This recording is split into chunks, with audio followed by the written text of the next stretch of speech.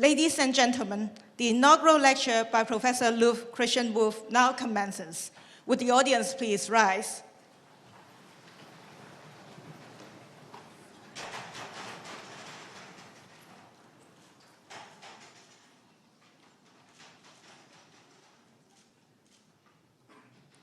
Please be seated.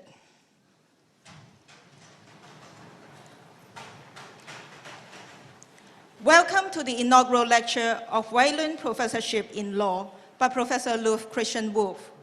With the generous donations from the Wayland Foundation, the university is happy to announce the establishment of the Wayland Professorship in Law. May I first invite Professor Joseph Song, Vice Chancellor and President of the Chinese University of Hong Kong, to give a vote of thanks. Professor Song, please.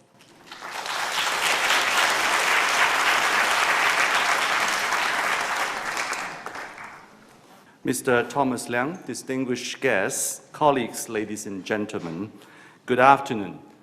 On behalf of the Chinese University of Hong Kong, I'm very delighted to welcome Mr. Thomas Liang, Chief Executive of the Wayland Foundation Limited, and all of you here today at this inaugural lecture of the Wayland Professorship of Law.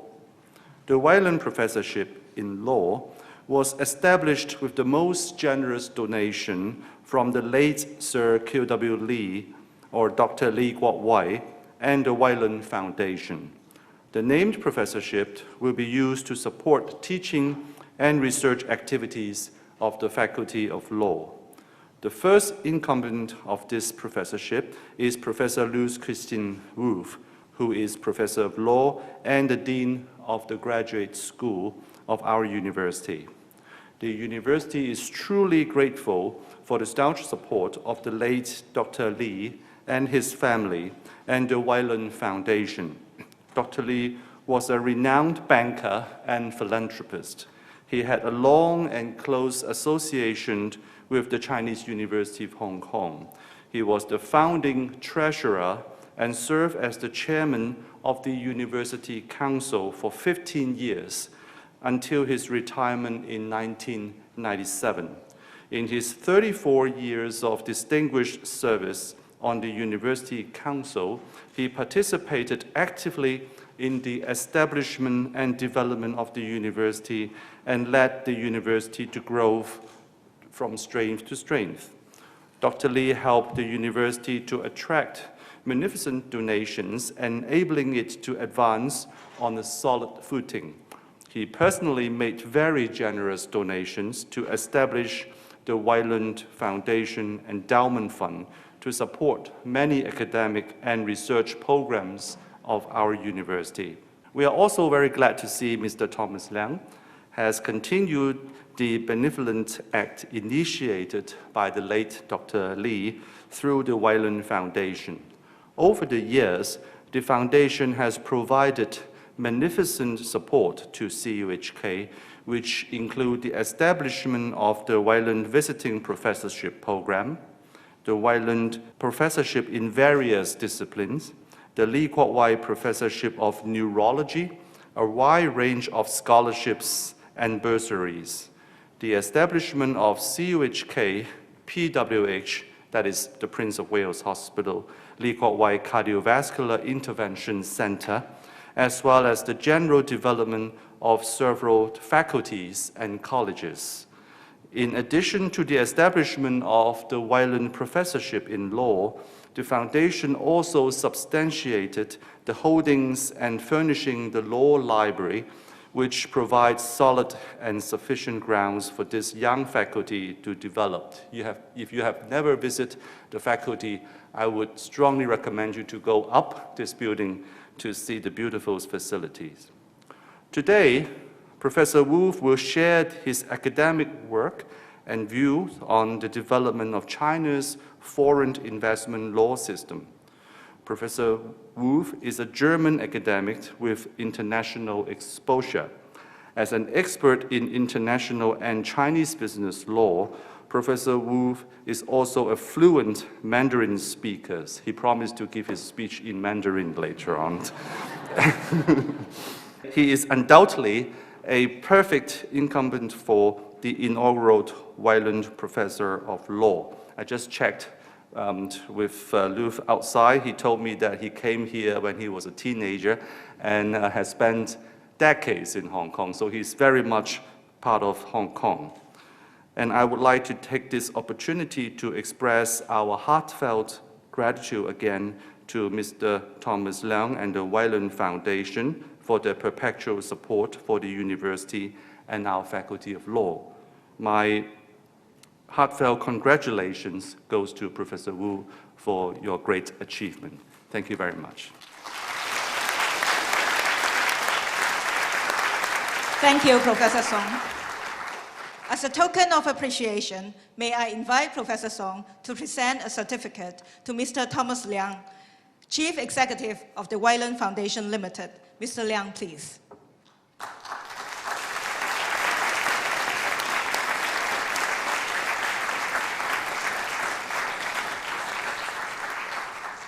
Please remain on stage. May I also invite Professor Christopher Gang, Dean of Law, and Professor Luf Christian Wolf to join in the group photo.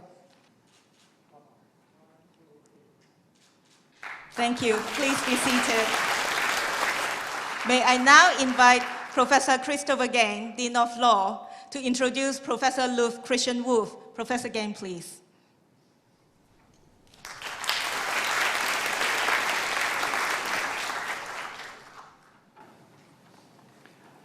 Mr. Liang, Vice-Chancellor, distinguished guests, colleagues, ladies and gentlemen. As Dean of the Faculty of Law, it gives me great pleasure to introduce Professor Lutz Christian Wolf, who is the first incumbent of the Wayland Professorship of Law, so generously sponsored by the late Dr. Li Guowei and the Wayland Foundation. Professor Wolf, as the Vice-Chancellor has mentioned, is by origin a German lawyer. He is a graduate of the University of Passau, where he completed his undergraduate legal education and both of his doctoral degrees, the second of which is a habilitation, which is an essential requirement for those who aspire to a professorship in a German university. Before completing his second doctoral qualification, he had already entered legal practice, initially in a field of public law with the state of North Rhine-Westphalia, and subsequently as an associate in private practice in Düsseldorf. Following a period of 6 years in legal practice, Professor Wolf was appointed to the Faculty of Law at the University of Passau, his alma mater, where he taught for 5 years before returning to legal practice, first in Germany and subsequently in Hong Kong with the leading English firm of Clifford Chance. From Clifford Chance, he moved to an appointment as Associate Professor in the School of Law at the City University of Hong Kong. In 2005, he was appointed to a professorship in this university's newly established law school. And it is no exaggeration to say that his appointment proved to be central to the development of that school and to the subsequent success of the Faculty of Law. As this short resume indicates, Professor Wolf's legal career has embraced both legal practice and the academic study of law. His teaching reflects this, as indeed does his published work, which includes 8 books, some in multiple editions, and more than 50 scholarly articles. He has frequently asserted, at least to me, the importance of providing students with practical insight into how the law operates outside the classroom and indeed outside the printed text of the law. Moreover, his career has embraced experience of and expertise in the law of several very different jurisdictions: law of Germany, the law of the PRC, English law, he's qualified as a solicitor in England and Wales, and the law of Hong Kong. We talk a great deal today about globalization of higher education, and law is no different from other disciplines.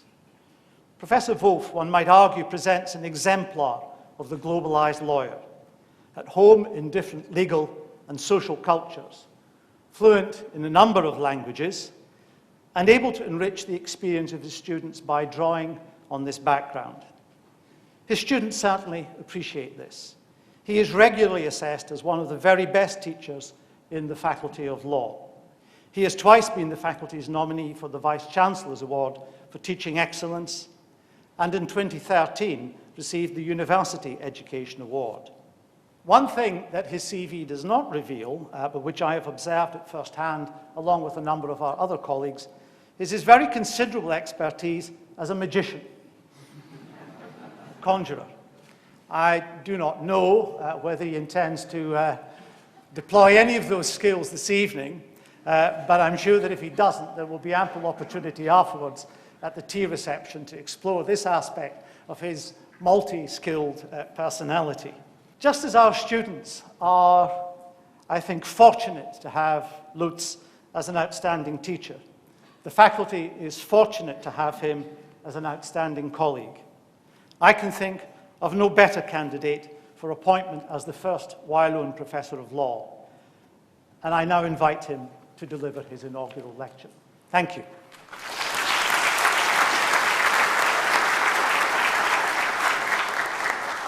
Mr. Liang, Vice-Chancellor, Provost, Pro-Vice-Chancellors, Deans, dear colleagues, students, friends, distinguished guests, ladies and gentlemen. When I was informed that I would be given the honor of conducting this inaugural lecture, it was immediately clear to me that I would want to talk about Chinese investment law, as Chinese investment law has been in the center of my studies, of my research, and my work as practicing lawyer as well as consultant for the past 30 years. And China's foreign investment law is, of course, not always only important for me, it is also important for China, it is important for Hong Kong, and it is important for the rest of the world. Last but not least, investment law is one of the core strengths of our faculty, with my colleagues Professors Xi Chao, Julian Chase, David Donald, Robin Huang, and Dennis He being key players in the field, as many of you may know. Nevertheless, when I mentioned to somebody who's also in this room today that I had chosen Chinese investment law as the topic for this lecture, this friend immediately responded with a broad smile, and I quote, "Great. This sounds like a perfect topic for a lecture of this kind, really academic and tremendously boring." To be honest, it had never occurred to me that there's anything boring about Chinese investment law. My students know that as soon as I start teaching or talking about this subject, they have to slow me down because I will talk faster and faster because there's so much I want to explain. And in fact, I had so many fascinating experiences, so many exciting stories, so many amazing discoveries and revelations that I could talk forever. Not tonight. Tonight, it will be about 40 minutes. For tonight, I do not only wish to share with you some of the special features of China's investment law system, I sincerely hope that I can pass on to you a little bit of the fascination, of my own personal fascination for this very important topic. What I will do is, after a brief introduction, I will give some background information before I move on to recall the development of China's investment law systems, the lawmaking, and then in the main part of my talk, I will try to share with you 4 observations regarding the specifics of China's investment law regime. I will conclude with a look ahead with an assessment as to how China's foreign investment law might develop in the future. Broadly speaking, investment means that a foreign party is setting up a business in a foreign country, or, this is called greenfield investments, or that an investor acquires an already existing business in that foreign country. China's investment law system has, for the first 20 years after the start of the reform process, been based on the first method, that is, foreign investors invest in China by establishing a business entity, whereas the Chinese M&A market has only developed rather late, since the late 1990s. Today, I wish to explore the rules governing these developments over the past 35 years. But let me start by giving you some historical facts and some numbers. The story of China's investment law, of course, starts with the historical decisions of the Central Committee of China's Communist Party in December 1978 on the reform of China's agricultural system. These decisions ended the power struggles after the disastrous events of the Cultural Revolution from 1966 to 1976 and paved the way to the reforms which have made China what it is today. A mega power which is globally probably more important and more influential than it ever was. The process of liberalization and reform was, of course, not always a straightforward one, especially during the 1980s and probably also during the 1990s. There was some reluctance caused by differing opinions of different political fractions as to how to proceed and how to move forward. But the reformers under Deng Xiaoping, as we all know, have finally succeeded.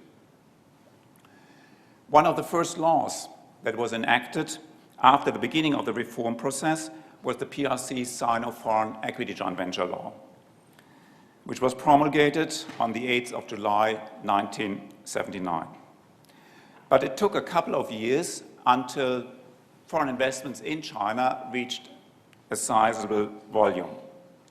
Data published by the World Bank don't show any investment volumes prior to 1982. It was in 1984 that China's foreign inbound investment volume for the first time passed $1 billion.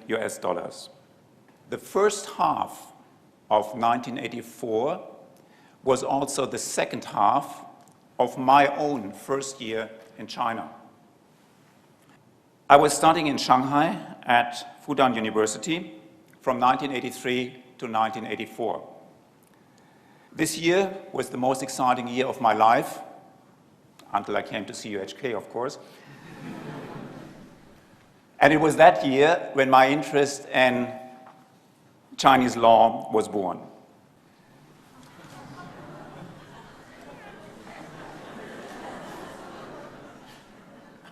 And this, ladies and gentlemen, is me, but there's also something here, which is the first cockroach that I had hunted down right after I had arrived in Shanghai. Of course, coming from Germany, I didn't know anything about cockroaches, and it was quite difficult to get them, like zzzt. But I finally found my way, and this is the result. In 1948, towards the end of my study year in Shanghai, I became famous. I became famous not because I was such a great cockroach hunter, and unfortunately, I also didn't become famous because I was such a great lawyer. Remember, back in Germany, I was still a second-year law student. The reason was a different one. Our vice-chancellor, when he introduced me a couple of months ago, mentioned that my Chinese name, Wu Feng, resembles the name of a famous Chinese actor. And today, ladies and gentlemen, I need to set the record straight. I was first. In 1984, I was discovered. I was discovered by the film industry. And so I played a French teacher in a Chinese movie called Cha Ban Shang.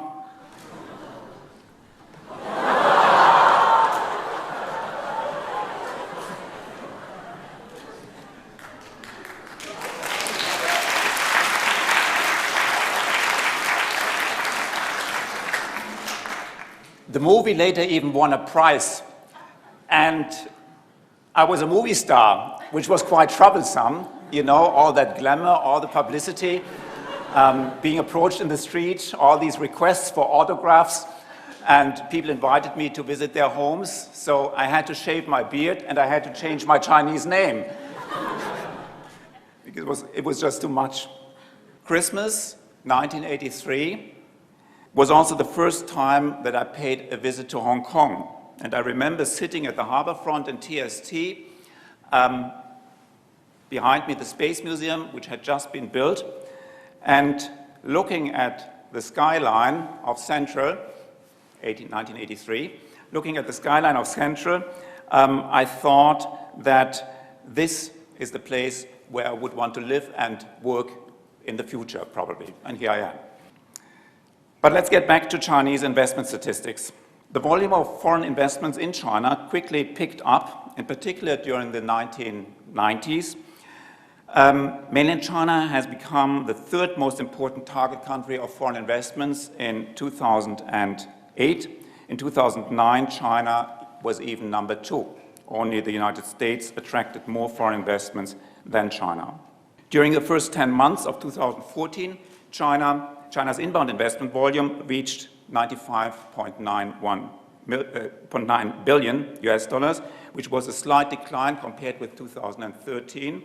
But despite this moderate decline, Chinese foreign inbound investments to China have constantly increased, have steadily increased over the past 35 years. And this increase required a legal framework. This framework has emerged since 1979. China has always imposed a number of restrictions on foreign investments. In particular, foreign investors are not allowed to establish business to invest like domestic investors. They have to use special investment vehicles, so-called foreign investment enterprises. Foreign investment enterprises, FIEs, can take different forms: equity joint ventures, cooperative joint ventures, wholly foreign-owned enterprises, joint stock companies, and foreign invested partnerships. And now you get scared because you think now the boring part will start. I won't bore you with the details of these different forms, but each of them is subject to a separate set of rules, normally comprising as the basis a law and implementing rules. As you can see here, for the equity joint venture law, which was enacted in 1979, and we have the implementing rules first enacted in 1980. Special rules and regulations on mergers and acquisitions with foreign participation have supplemented the rules on FIEs. In addition, there are general laws which also apply to foreign investments, such as the PRC Company Law, first enacted in 1994, and the PRC Contract Law of 1999. And there are numerous rules and regulations which supplement the framework governing foreign investments, dealing with issues on tax, labor, foreign exchange control, and dispute settlement. And this leads me to the first of my 4 observations. One would assume that an important country like China has developed its legal system in a systematic and coherent way to make sure that the machinery runs smoothly. Unfortunately, this is not the case. In fact, the current shape of China's foreign investment law system must be regarded as a consequence of legislative responses to particular needs at particular points of time, rather than being developed in a proactive, systematic manner. China is one country with many diversified investment law systems. What does this mean? It means that in China, it was not that lawmakers just sat down, identified a target, and developed a coherent foreign investment law system. In fact, this would not have been possible, at least not in the 1980s or the 1990s. Remember, in those years, China's economic reforms were only at a very early development stage, and investment law had to support, had to underscore these developments, but not more. Investment rules and regulations had to be enacted or adjusted whenever the reform process took one step further. And investment law also had to react to other developments, such as the global financial crisis, or, as I've just mentioned, the decline of foreign investments in recent years. Again, all this means that China's investment law system is not a coherently developed one. Chinese investment lawmaking was rather driven by particular needs And it is important that these needs may have changed over time. They may have pointed in different directions, and they may even have contradicted each other. Let me give you some examples. As already mentioned, China had originally enacted the equity joint venture law in 1979. It was one of the first laws enacted after the beginning of the reform process. But why was it that China enacted a very specific equity joint venture law for foreign investments rather than going after general laws, enacting general laws such as a civil code or a property law or even a company law? The answer is simple. In the late 1970s and in the 1980s, China was in urgent need of foreign currency and foreign technology. Foreign investors, in order to make investments, required a reliable legal basis. China was therefore forced to provide exactly this, that is, a legal basis for the import of capital and technology. And the same appears to be true in relation to numerous other investment rules and regulations which were and are enacted on a daily basis. In China, foreign investment law is a tool to respond to fast-changing political, economic, and social needs. A second example. In the mid-1980s, it had become clear that state-owned enterprises could not survive in China's fast-developing socialist market economy. In fact, SOEs, state-owned enterprises, had become a real burden for China's economy. And to make China's state-owned enterprises competitive, it was necessary to allow them to incorporate, that is to take a company form which would enable them to compete with the increasingly successful private enterprises, foreign invested enterprises, and foreign enterprises. And this was the reason why the PRC company law was enacted in 1994. It was enacted to revitalize China's SOEs. The problem was, and is, that the PRC company law also applies to foreign investment enterprises. FIEs, foreign investment enterprises, are normally established as limited liability companies, and that is one of the forms regulated by the PRC company law. But rules and regulations regarding FIEs had been in place for quite some time when the PRC company law was enacted in 1994. Remember, the PRC equity joint venture law was enacted in 1979.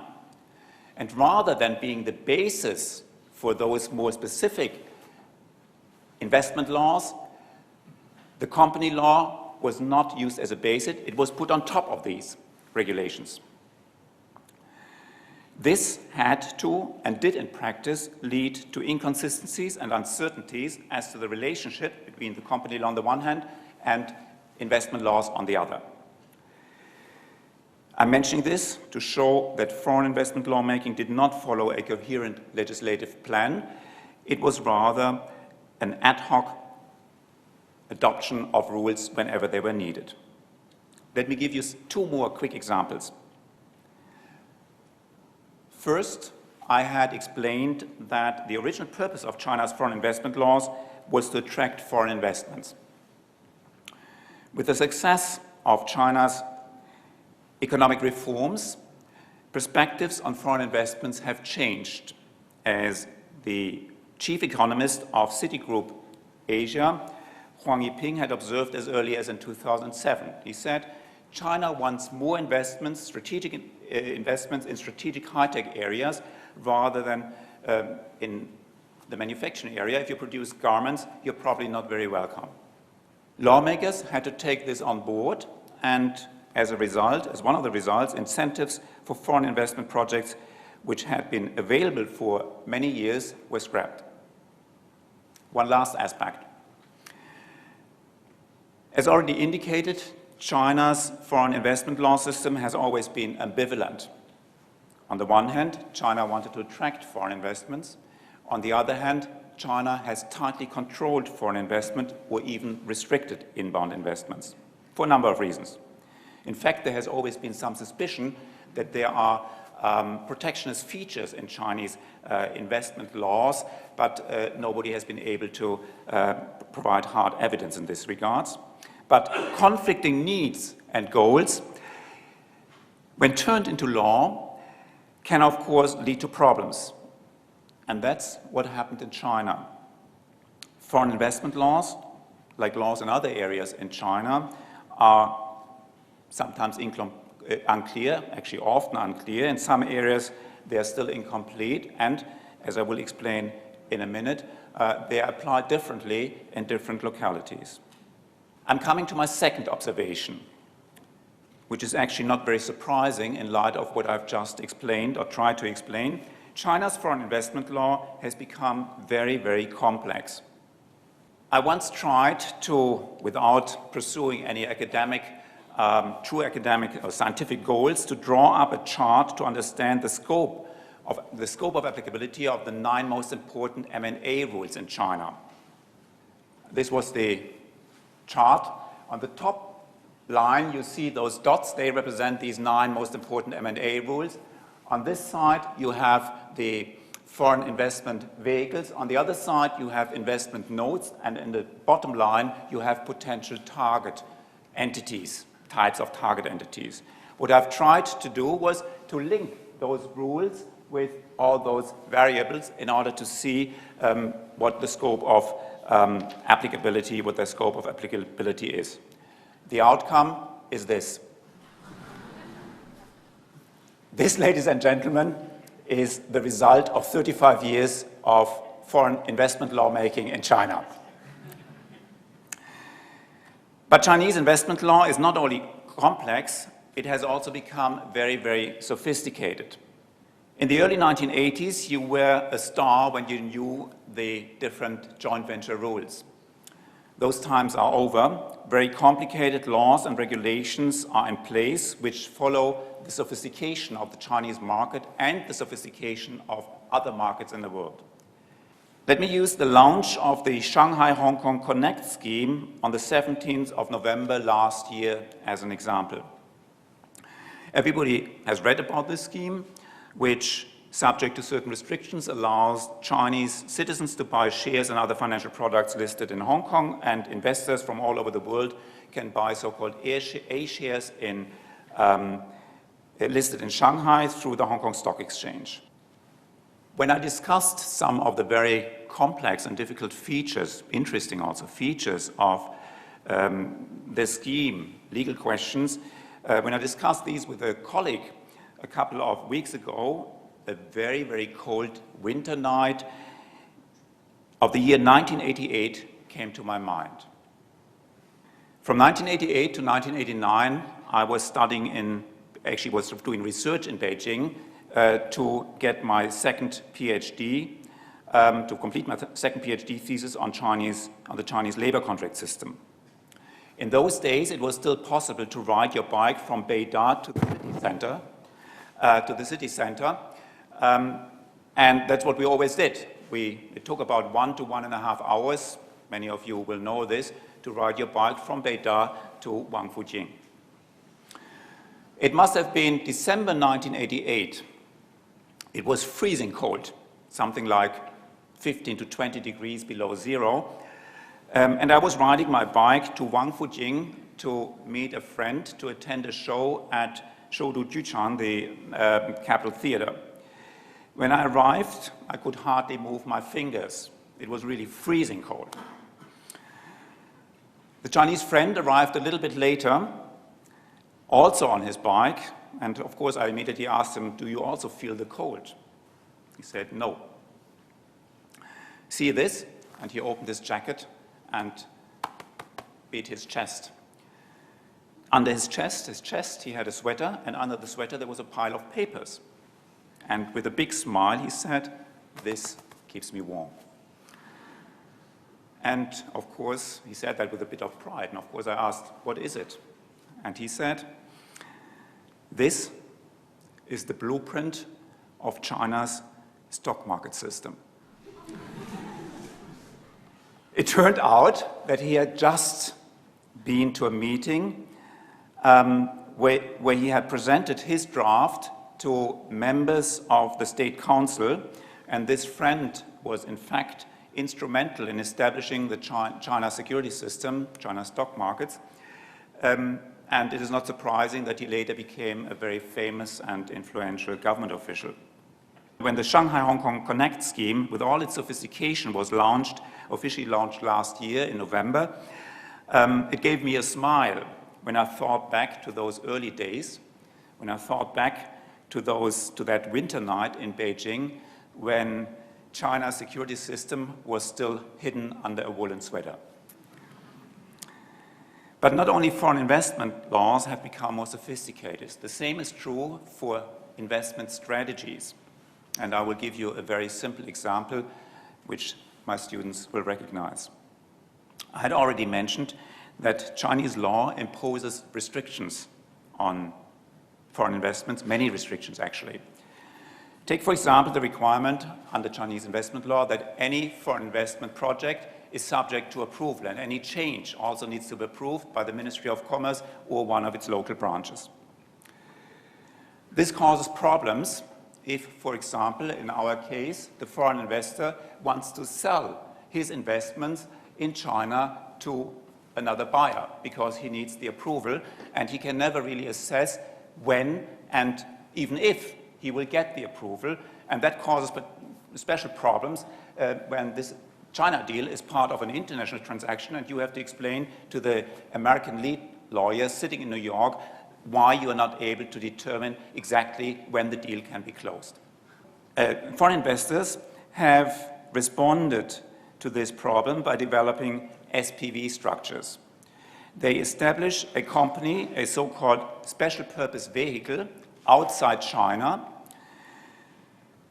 and the SPV has no other function than owning the joint venture or the wholly foreign-owned enterprise. That's the only function. And this solves the problem, because now you can sell the shares of the special purpose vehicle, normally established as a limited liability company, rather than onshore foreign investment enterprises, and you can sell these shares outside China. That means outside the reach of Chinese investment law and, in principle, without the requirement of MOFCOM approval. Things became more complicated when Chinese outbound investors, Chinese investors, have discovered the SPV structures as well.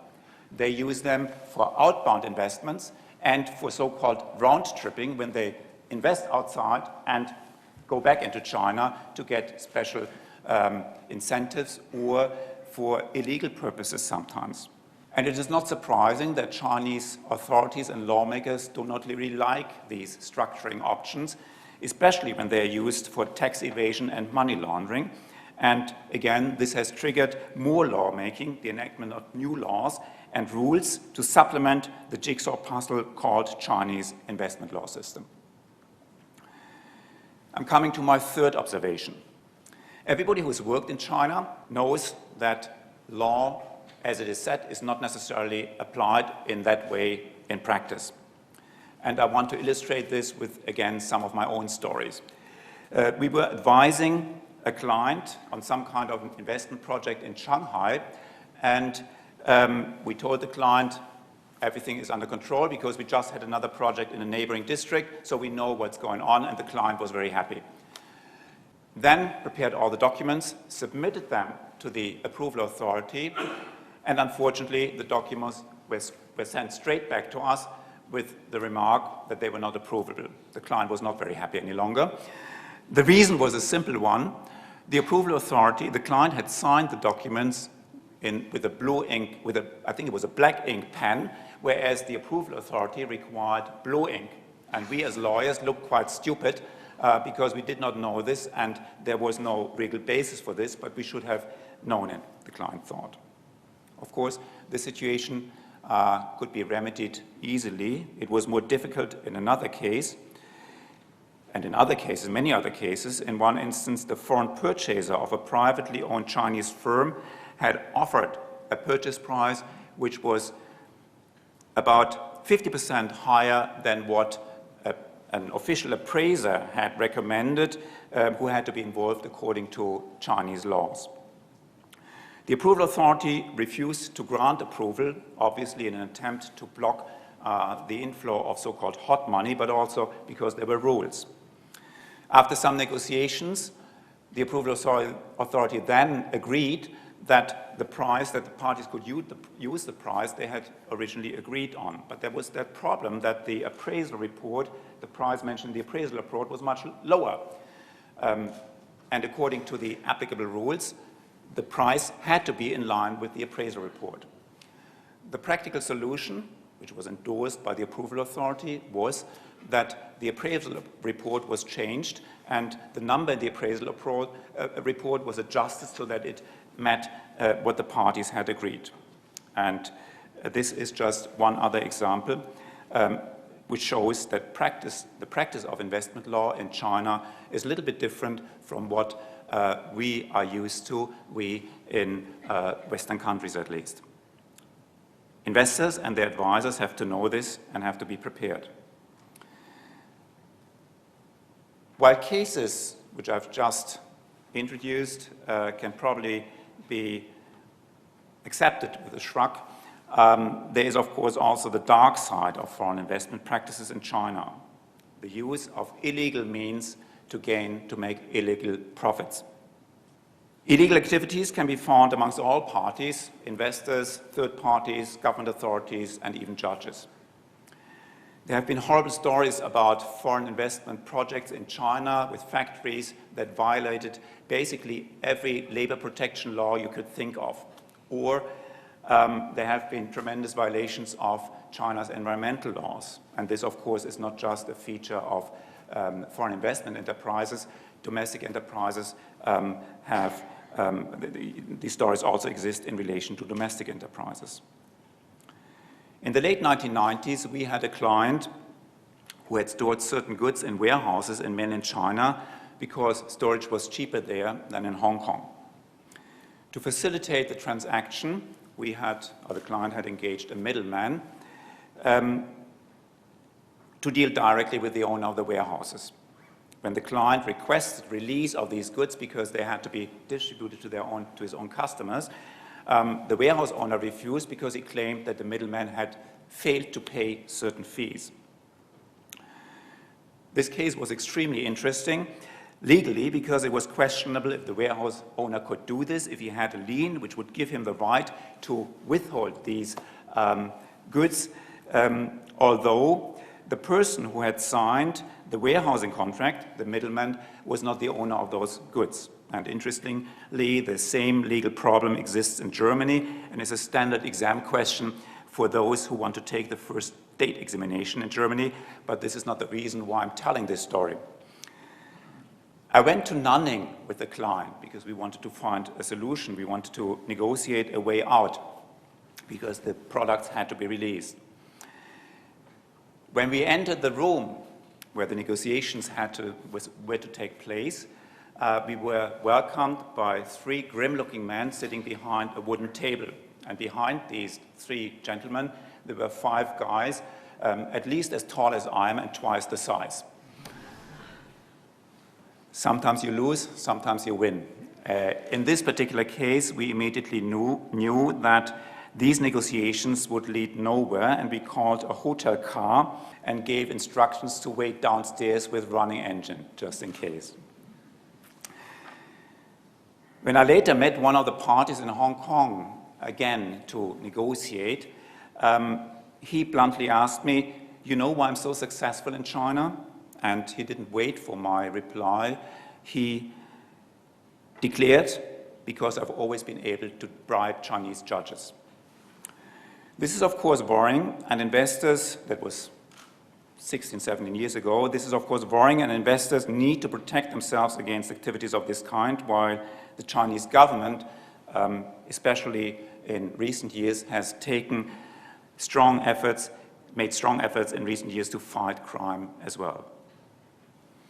I'm now coming to my last point. Globalization as a determining feature of modern Chinese investment lawmaking. China is no longer standing alone, but has become a global megapower whose economy is interwoven with the economies of many other countries. During and shortly after the global financial crisis, Chinese companies, outbound investors, were welcome saviors of distressed companies in North America, Europe, and Japan and South Korea. In more recent years, China's own economic problems have caused concerns that they may be a threat for the global economy.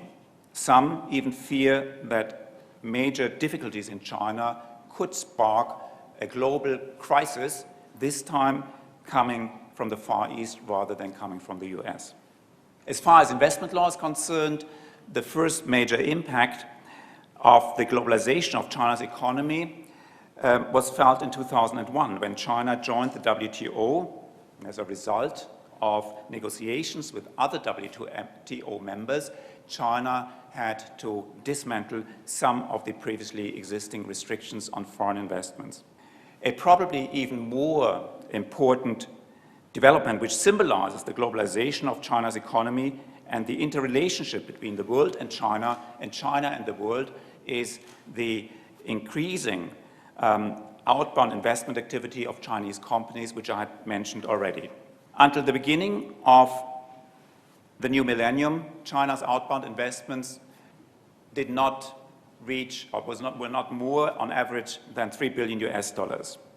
In 2012 and 2013, China was already then the number 3 in terms of outbound investment volume, tailing only the US and Japan. In 2013, Chinese non-financial outbound investment were $19.17 billion US, involving the establishment of more than 5,000 companies in over 150 countries. There is hardly any day without news reports or any week without news reports that another Chinese company has acquired a target in a foreign country.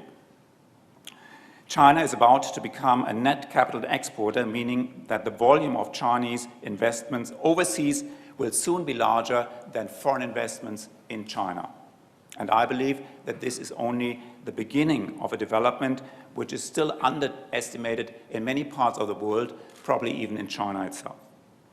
And it is very interesting, not to say ironic, that for many years China has been criticized for restricting foreign investments, while now Chinese investors in other countries are raising similar concerns because the world begins to realize how powerful Chinese investments in foreign countries are.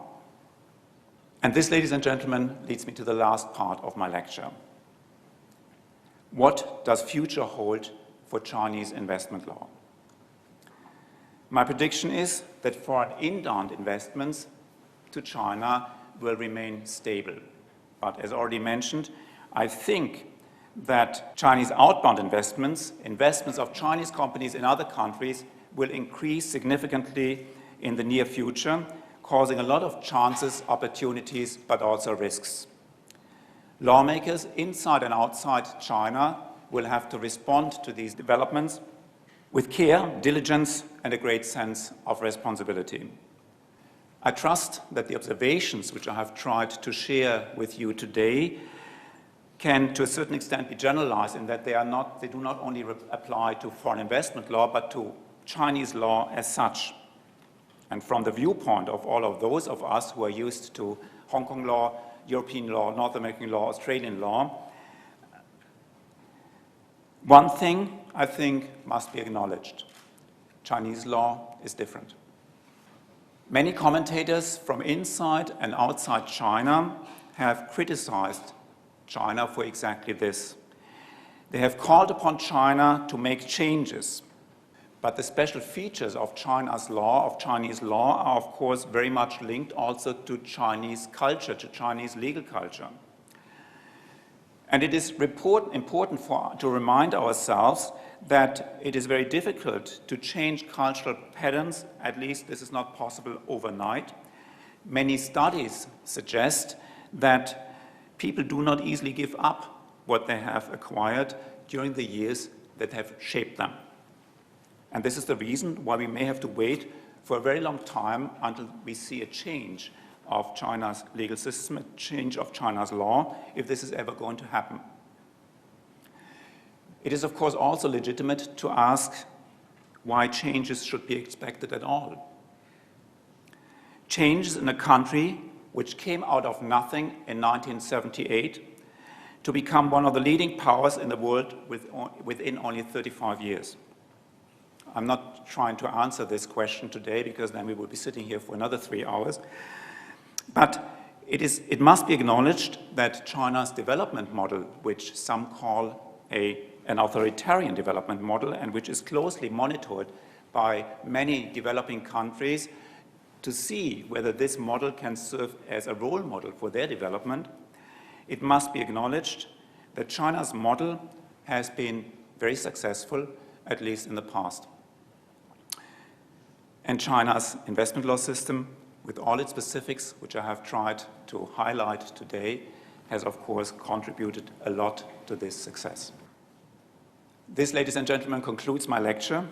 It would not have been possible to be honored with the award of the Wei-Lun Professorship in Law without the help of my family. 2 of my sisters are here today, and my godson. And without the help of friends, colleagues, and many other people. Time only permits me to mention some of them. I wish to thank the donor, the Wei-Lun Foundation, and its chief executive, Mr. Thomas Liang, for the award of the Wei-Lun Professorship in Law. I'm deeply honored to receive this very prestigious award. Thank you. Many thanks also to the Dean of our Faculty of Law, Professor Christopher Gain, for the initiation of the award process and the very kind introduction today, and of course, the support throughout. Many thanks also to colleagues who have helped to organize this event here tonight in such a perfect way. The founding dean of our faculty, Professor Mike McConville, who is unfortunately not able to be here today, and our planning officer, former planning officer, Mrs. Diana Ying, have taught me that in academic institutions there is always more than only one solution. Thank you for the mentoring. In my former capacity as the Associate Dean for Postgraduate Studies of our Faculty of Law, I had the great privilege to work with and be a member of the postgraduate team. And all the PGT members are real stars, and I'd like to thank you here for all your support and the good time that we had together. I'm grateful to the Vice-Chancellor and the Provost of our university for the trust evidenced by my appointment as Dean of the Graduate School and the support from my colleagues from the Graduate School since September of last year. Many of my students are here today, past and present. Good to see you. Whenever I'm in the lecture theater working with you, I feel tremendously inspired and lucky. And I know that I could not have chosen a more rewarding profession. Thank you for the support. And last but not least, it's great to have you all here. It's good to see you. Thank you all for coming.